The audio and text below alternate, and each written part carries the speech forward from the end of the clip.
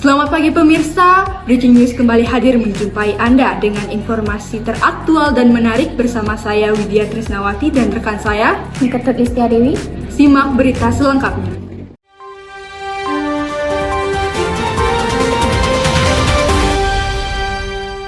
Berita pertama datang dari lembaga pendidikan di Indonesia, yakni kesenjangan antara gaji guru SD, SMP, dan SMA. Perbedaan gaji guru di Indonesia merupakan suatu kesenjangan yang menimbulkan berbagai pertanyaan di masyarakat. Guru merupakan profesi yang sangat penting di Indonesia. Guru berperan sebagai tenaga pengajar yang memberikan ilmu pengetahuan melalui suatu lembaga yaitu SD, SMP, dan SMA. Namun di Indonesia, terdapat kesenjangan antara gaji guru SD, SMP, dan SMA. Kesenjangan ini dipengaruhi oleh status guru sebagai tenaga pengajar yang tidak tetap. Selain itu juga kurangnya anggaran pendidikan yang dimiliki suatu daerah. Baik, selamat pagi, bersama saya Lydia. Jadi hari ini saya akan mewawancarai salah satu guru di SMA Negeri 1 Amlapura, tepatnya yakni Dwi Megawirawan selaku Wakasek di SMA Negeri 1 Amlapura. Halo Pak, selamat siang. Selamat siang. Baik, jadi hari ini saya akan mewawancarai Bapak terkait bagaimana menurut Bapak kesenjangan antara gaji guru honorer di SD dengan guru honorer di SMP atau di SMA. Ya, terima kasih atas pertanyaannya. Jadi terkait dengan kesenjangan dari penghasilan yang didapatkan oleh guru honorer baik di tingkat SD maupun SMP atau SMA. Jadi tergantung yang pertama yaitu dilihat dari pembayarannya ya. Jadi kalau di SD mungkin ketika guru tersebut yaitu memang diangkat oleh sekolah itu sendiri, secara otomatis itu akan dibiayai oleh dana operasional siswa yang sering disebut dengan BOS. Nah, ketika dibiayai oleh dana BOS itu tergantung dari besaran dana BOS, mungkin menyesuaikan dengan dana BOS. Ketika SD jumlah siswanya banyak, secara otomatis dana BOS-nya akan semakin banyak, sehingga pembayaran atau istilahnya gaji honor guru SD itu mungkin lebih banyak dibandingkan dengan gaji SD guru SD yang memang siswanya lebih sedikit di SD tersebut. Tetapi ketika guru SD tersebut merupakan tenaga yang memang sudah dikontrak oleh kabupaten, ada guru kontrak istilahnya, itu menyesuaikan dengan kemampuan kemampuan dari pemerintah daerah gitu kan. Ya, jadi itu akan sedikit berbeda. Nah, kalau di tingkat SMA juga sama, atau di tingkat SMP juga sama karena yang mengelola adalah kabupaten. Ya, jadi itu hampir sama sesuai dengan kemampuan dana BOS juga. Tetapi ingat bahwa guru honorer itu ada dua, yaitu ada guru honorer yang diangkat oleh sekolah itu sendiri yang dibiayai oleh dana BOS. Yang kedua itu ada tenaga guru kontrak. Kalau guru kontrak itu diangkat oleh bupati atau minimal kepala dinas. Secara otomatis guru kontrak itu akan dibebankan, gajinya dibebankan oleh pemerintah daerah. Nah, itu yang membedakan antara guru honorer yang diangkat oleh kepala sekolah dan diangkat oleh bupati atau kepala dinas, sehingga nanti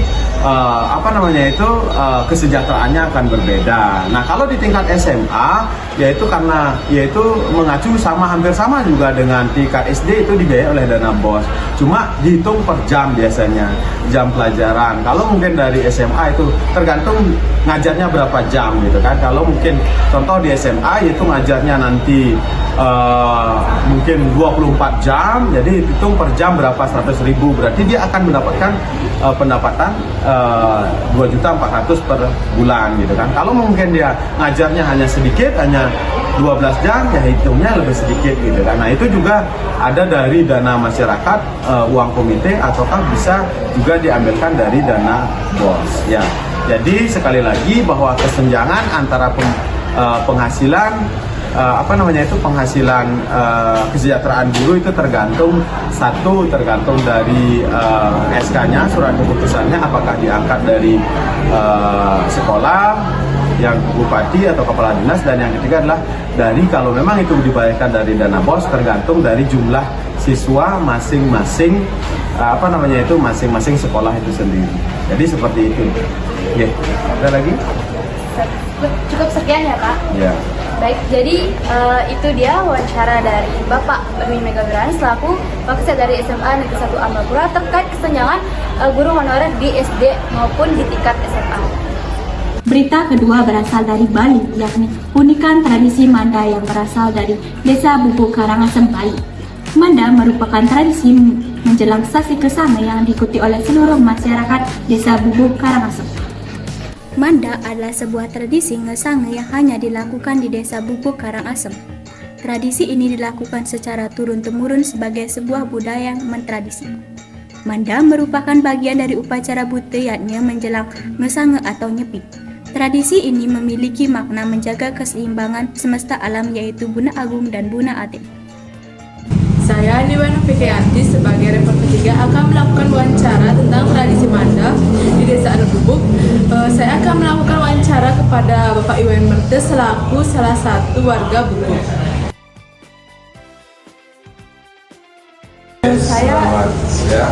Saya ingin bertanya tentang tradisi Manda dan keunikan dari tradisi ini. Ya. Pertama, terima kasih Niki atas apresiasi dari siswa SMA 1 yang sudah mengangkat dan mengkaji tradisi unik Desa Adat Bubuk dari sisi Manda.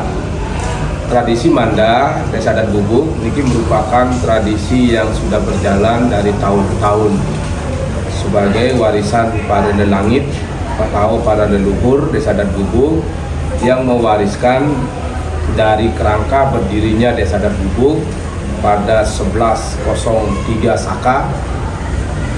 Sri Maharaja Jayapangus memberikan anugerah 10 lontar. 10 lontar itu berisi tapal batas Desa Adat Bubuk di lontar ke-10.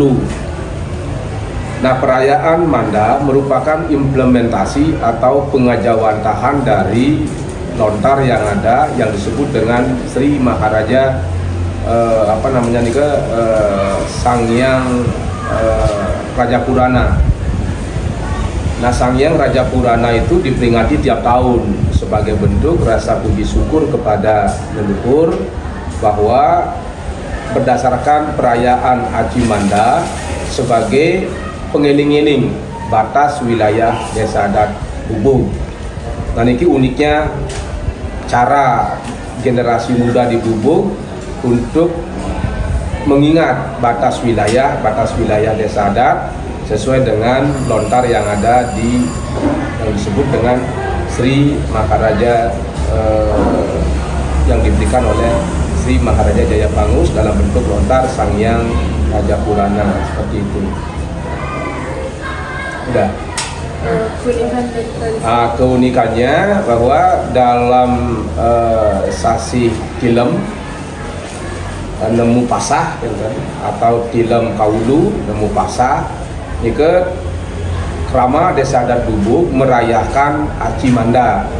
Nah, Aji Manda driki medui tetugas atau tujuan seperti apa yang Pak bilang tadi sebagai pengiling-iling terhadap batas wilayah yang ada sesuai dengan di lontar yang diberikan oleh Sri Maharaja Jayapangus. Nah, keunikannya di sana jelas terlihat bahwa krama Bubuk berduyun-duyun yang terdiri dari yang namanya krama Daha Taruna Desa, ada krama Daha Taruna Banjar, kemudian ada Perkangge Desa, ada Perwaya, Kasinoman, Dukut, utawi yang disebut dengan Ancangan Desa, dan Prajuru Desa Adat Bubuk mengelilingi batas wilayah Desa Adat Bubuk.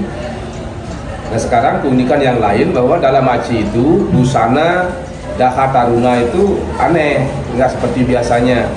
Kalau dia Daha Taruna Desa Adat, dia memakai payas agung namanya. Payas agung yang dikenakan setiap upacara usaba sumbu, dan juga rejangnya pakai payas agung menutup bagian dada tanpa busana baju. Kalau tarunanya, Nike juga payasnya payas agung juga, memakai keris dengan membawa sesurakan gitu, dalam bahasa Bubuk. Tapi kalau yang Daha Desa membawa sarana cepitik agung. Nah, nanti semua krama masyarakat yang terdiri dari Daha Taruna Desa, Daha Taruna Banjar, Jero Mangku, Ancangan Desa, dan Prajuru beserta krama berangkat dari Pulau Busa menuju ke selatan sampai di Banjaradat Segar, malih mewali malih ke Bali Agung, lalu mengitari Bali Agung selama 3 kali. Nah, setelah selesai mengitari Bali Agung 3 kali, baru dilakukan sembahyang bersama. Dan saat sembahyang bersama selesai, baru prajuru ngelinggian Sang Hyang Raja Purana malih di panti. Nah, saat itulah proses penyepian berjalan. Masyarakat nggak boleh keluar malih, tapi keluarnya di area Bali Agung. Nah, besoknya ketika ampun nemu dilem, nah baru masyarakat tidak boleh lagi keluar dari jam 7 sampai jam 7 malam. Nah, di sana Desa Adat melakukan prosesi upacara nyipeng namanya, nyepi Desa Adat. Mereka sebagai penyeimbang Buana Agung, Buana Alit dalam bentuk syukuran terhadap limpahan rezeki dan rezeki yang sudah dilimpahkan oleh Sri Maharaja Jaya Pangus dalam bentuk dasa lontar yang disebut dengan Sri Sang Hyang Raja Purana. Ya. Udah. Terima kasih Pak atas wawancaranya. Ya, terima kasih. Berita ketiga kembali datang dari lembaga pendidikan, yakni pelaksanaan UKBI di SMA Negeri 1 Amlapura. Pelaksanaan UKBI di SMA Negeri 1 Amlapura diikuti oleh seluruh siswa-siswi SMA Negeri 1 Amlapura.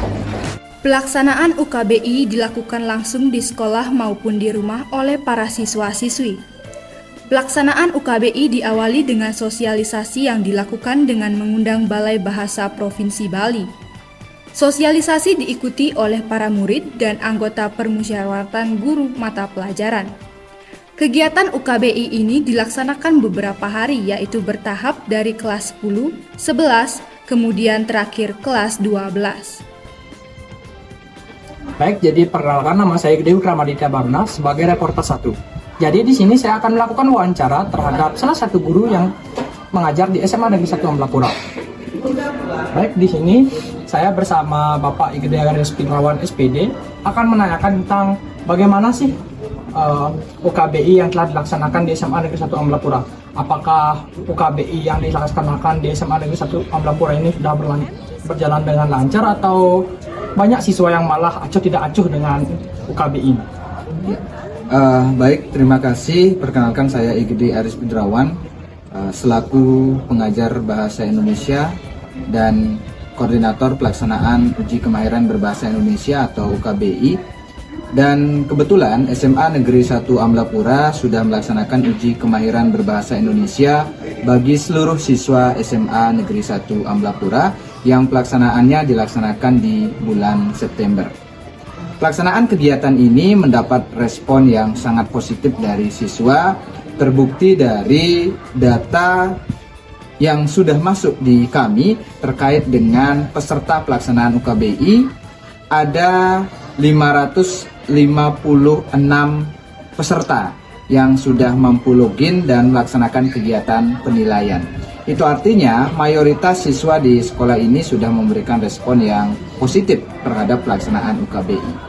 Tetapi yang perlu kami evaluasi bahwa ada hampir 40% siswa yang tidak melaksanakan kegiatan uji kemahiran berbahasa Indonesia ini.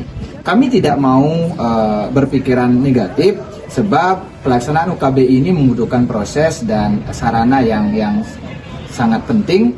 Prosesnya meliputi pendaftaran dan pelaksanaan, sedangkan sarannya meliputi pemanfaatan gadget atau laptop atau komputer, termasuk juga akses internet yang juga harus tinggi. Nah, oleh karena itulah beberapa siswa yang tidak bisa melaksanakan kegiatan UKBI, kami berpikiran bahwa anak-anak yang bersangkutan memang terkendala dalam proses pelaksanaannya. Atas dasar itulah beberapa siswa tersebut kami sarankan untuk tetap melaksanakan kegiatan UKBI di tahun-tahun mendatang. Dan syukurnya melalui kegiatan UKBI ini kami memiliki basis data yang cukup penting dalam upaya peningkatan literasi di SMA Negeri 1 Amlapura. Itu saja. Baik, terima kasih Bapak. Terima kasih Bapak. Demikian berita saat ini, saya Neka Tulistia Dewi. Dan saya Niputu Widya Trisnawati. Segenap kru yang bertugas pamit undur diri, sampai jumpa di breaking news selanjutnya.